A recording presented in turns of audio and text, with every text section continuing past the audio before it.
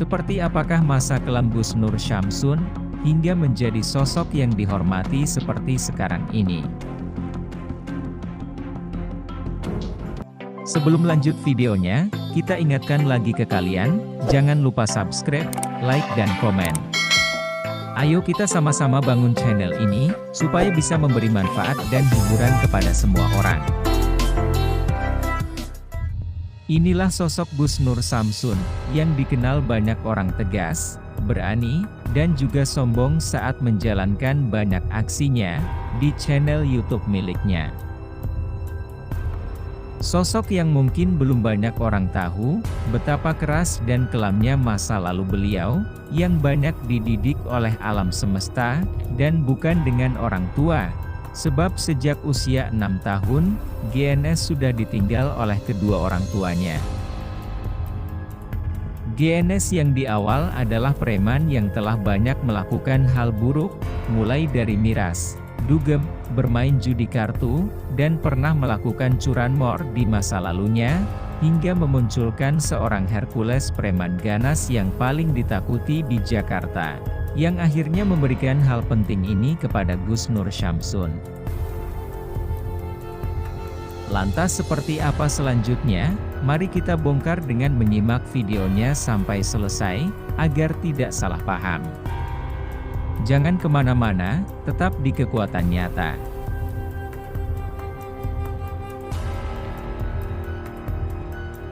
Saya itu mantan preman.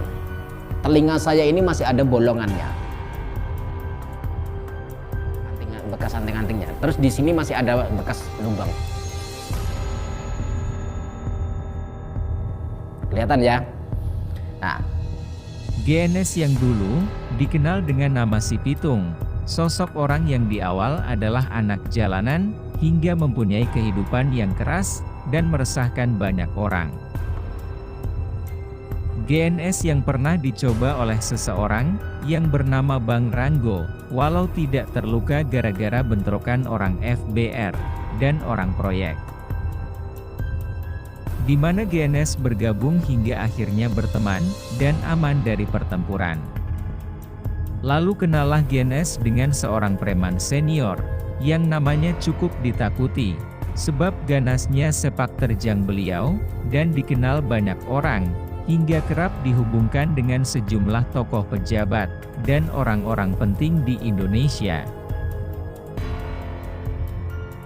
Dialah Hercules, yang banyak memberi wawasan kepada GNS yang pernah masuk ke rumahnya Hercules, dan mengatakan kepada GNS, agar menjadi orang baik sebelum kamu menyesal sebab langkahmu terlalu jauh di dunia hitam seperti ini.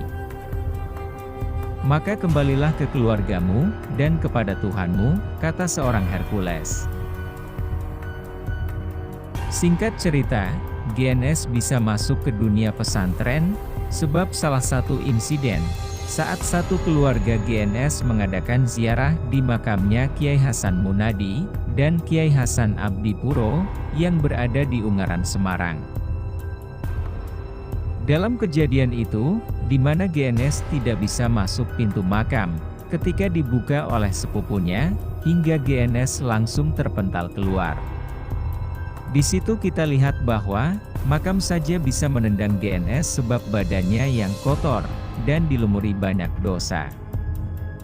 Beliau yang langsung beranjak bangun, lari dan nangis, hingga begitu langsung sholat untuk pertama kalinya, pada waktu subuh, walau tidak mengerti bacaannya, dan hanya mengandalkan dengan melihat orang dan mengikutinya, tanpa mengetahui bacaannya. Sebab hanya surat Al-Fatihah saja yang beliau bisa.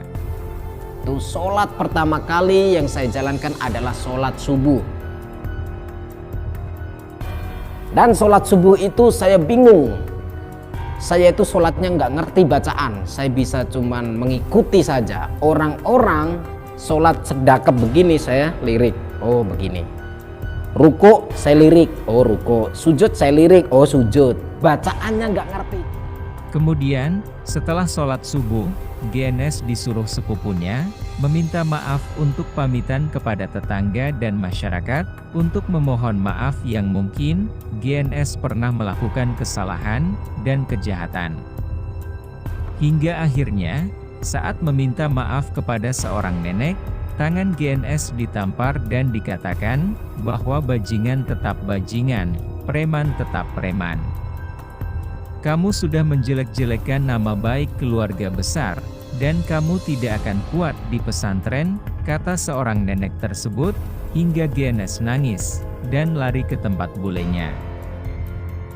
Ada juga tantenya dari GNS yang mau berjabat tangan, tapi tidak mau melihat muka GNS, yang malah mengatakan, kamu tidak akan kerasan di pesantren, karena kamu adalah bajingan, ungkapnya.